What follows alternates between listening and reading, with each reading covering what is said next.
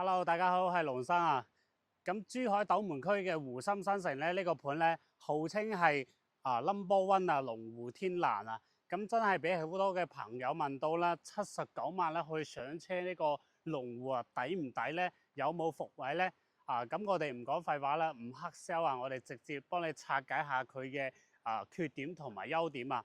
咁邊啲人啱買咧？邊啲人又要快啲走咧？咁睇完之後咧，你就心中有數啊。咁贏喺信息差就 OK 啊！咁我哋先講下呢個樓盤嘅基本信息啦。佢位置咧就喺珠海斗門嘅湖心新城嘅核心啊，呢個騰福路同埋秀湖路嘅交界處啊。咁佢嘅佔地面積有4.3萬方啦，總建面咧有13.2萬方嘅，總戶數咧係924伙啊。洋房佔比係70%，容積率咧係2.19啊，綠化率咧去到35%啊。佢嘅價錢咧，目前嘅均價咧喺11,500蚊左右啊。咁精裝交付啊，89三房嘅總價咧79萬起啊，113方嘅4房咧120萬起。咁戶型咧就係85到143嘅3到4房啦，實用率係100%嘅，係一個新規零公攤嘅一個屋苑啊。咁佢嘅交樓時間咧，從而家最新嘅開始交樓係2028年嘅3月。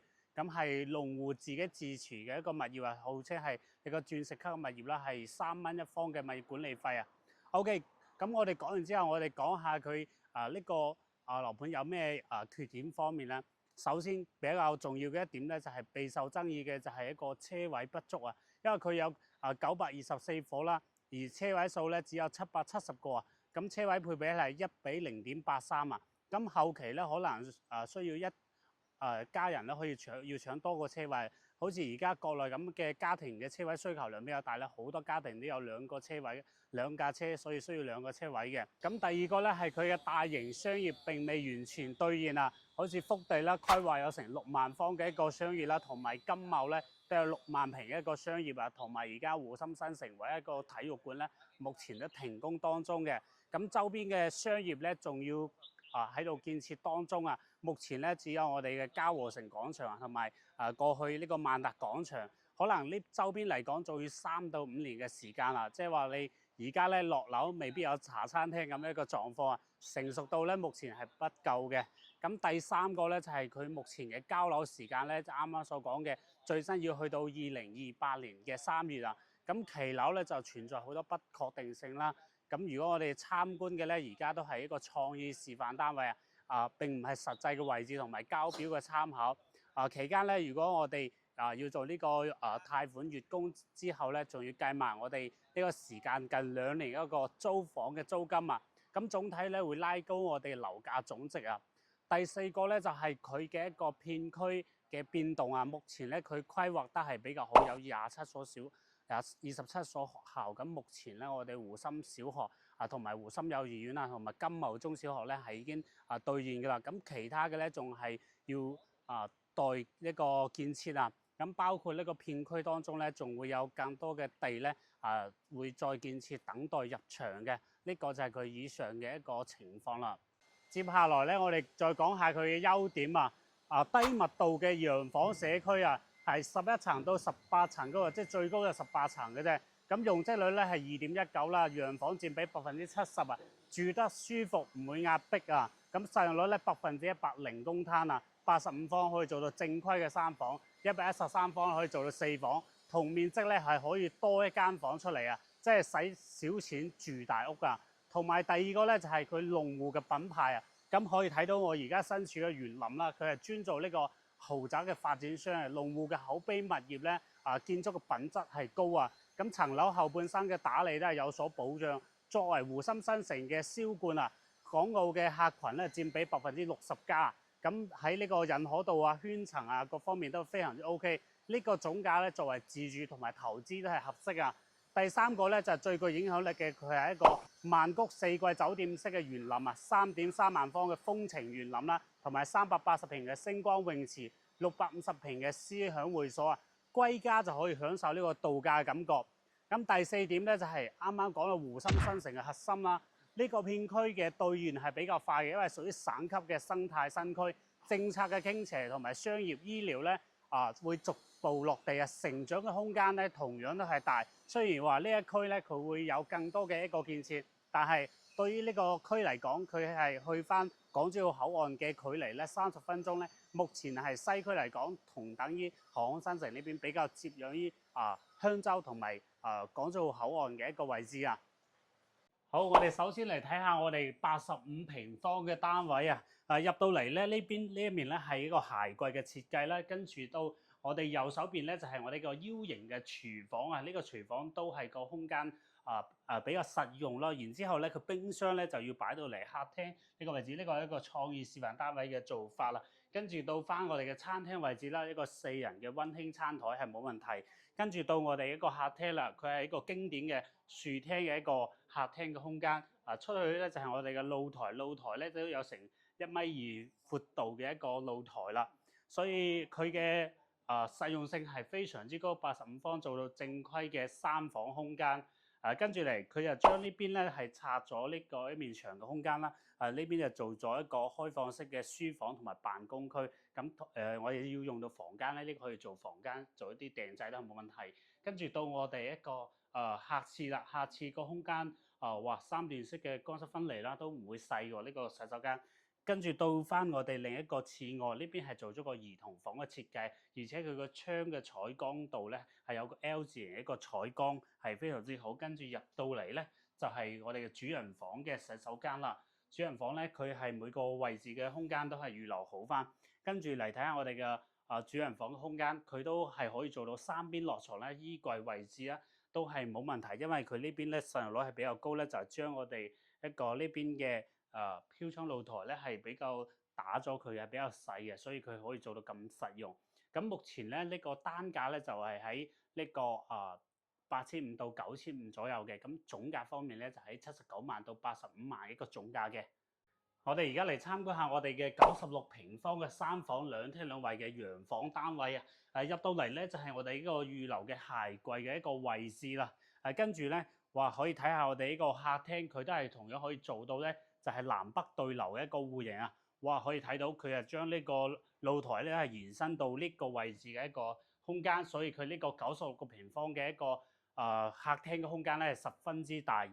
跟住呢邊咧係有一個房間嘅，就係將呢個可以拆除嘅牆身咧係全部拆除咗。呢度咧就係做咗我哋一個遊戲機房啦，或者可以做我哋嘅書房，或者係做一個麻雀房，同啲朋友喺度打麻雀都係冇問題嘅。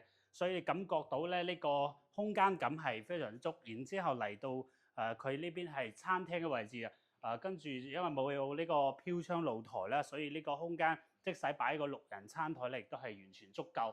呢邊我哋嘅廚房嘅空間咧，佢係一個 L 字形嘅廚房啦，同樣都係有預留咗一個比較大嘅一個冰箱嘅位置啊，可以擺到我哋大嘅冰箱。跟住嚟睇下我哋嘅一個廁卧方面啦。廁卧呢邊咧，首先喺呢個位置咧就係我哋一個客廁，客廁咧就係我哋嘅淋浴區啊，同埋我哋嘅馬桶同埋洗手台咧都係做好晒嘅啦。然之後到翻我哋一個呢個廁卧係做咗個兒童房嘅榻榻米啊，跟住呢度呢塊玻璃窗嘅採光空間咧係非常之足夠嚇。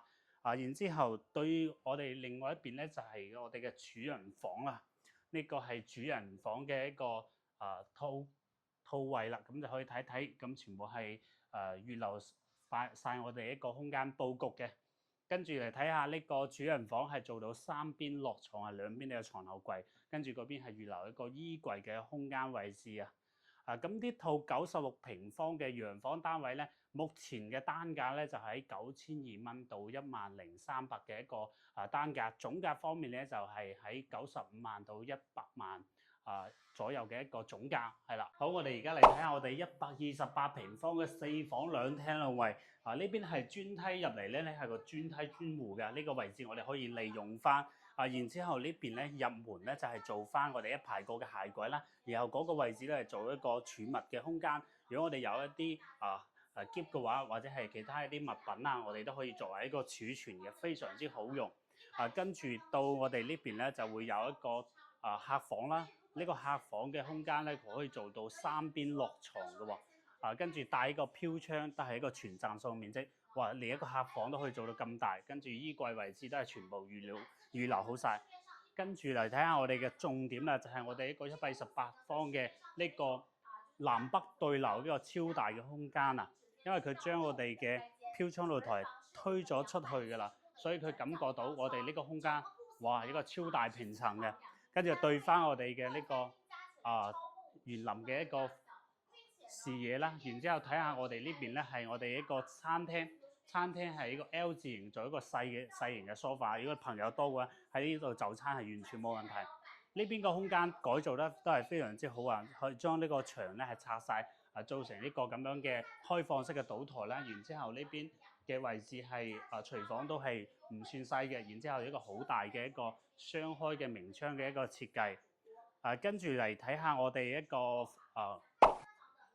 呢個房間啦，呢個房間咧打通咗，將我哋可以拆嘅牆就盡量拆咗啦。然後呢邊嘅空間係做一個書房式嘅設計，跟住到翻我哋嘅呢邊嘅客廁就係3段式嘅乾濕分離啦，係完全係做好晒嘅一個膠標。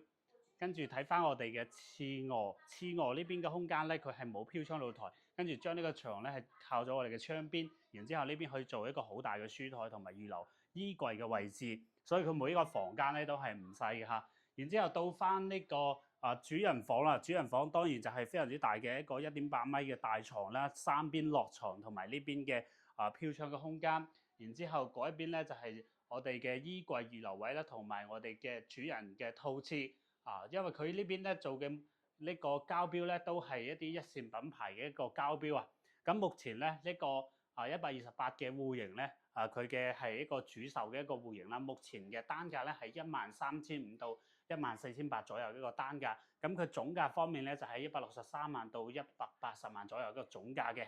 OK， 咁我哋講下啦，佢係究竟適合邊啲人群咧？咁我哋好直白咁講啊，第一個咧就係我哋港澳朋友需要上車嘅退休改善嘅一個朋友啦，睇重呢個高實用率低密度啊，帶埋呢個會所泳池嘅。咁呢個屋苑嘅圈層咧比較純粹啊，咁同埋咧我哋通勤港珠澳大橋係比較方便啊。咁第二個咧就係喺斗門金灣嘅一啲自住家庭咧，要學區要生態要性價比嘅，85到113方嘅3到4房啱晒啊！同埋咧係想長期持有嘅投資者，因為湖心新城嘅規劃係比較好嘅，同埋有農戶嘅品牌加持啦、物業嘅保值啦、後期嘅。呢個流通同埋如果係用嚟出租都係非常之容易嘅。咁究竟邊一啲人群係唔適合咧？首先咧就係急住需要上車嘅朋友同埋咧佢嘅期樓交樓係比較遲嘅。咁最低咧係79萬起咧。咁如果係預算又急又唔好揀嘅話，就呢度就唔係一個好嘅選擇啦。咁同埋咧就係依賴呢個日常要搭呢個公共交通嘅，因為而家呢邊咧佢嘅出行咧個通勤耗時係比較長，同埋咧都係冇呢個太大嘅公共交通嘅。咁同埋咧佢就如果係要求咧要成熟嘅商圈落樓要大型嘅商場咧，咁呢度咧商業係未完全成熟嘅，要等2到3年嘅一個時間。咁總嘅嚟講咧，就係龍湖天蘭喺湖心新城入邊咧，係一個高實用率低密度、強物業嘅優質盤咁適合追求呢個品質、學區同埋生態嘅灣區嘅家庭朋友啦。咁但係要接受佢係一個期樓商業未成熟、車位不足嘅問題咁想要了解更多嘅細節咧，歡迎喺評論區留言66啦，或者 WhatsApp 龍生嘅關注龍生啦，了解更多樓盤嘅真實情況避免買後悔OK，我哋今集內容嘅分享就咁多啦，我哋下集再見，拜拜。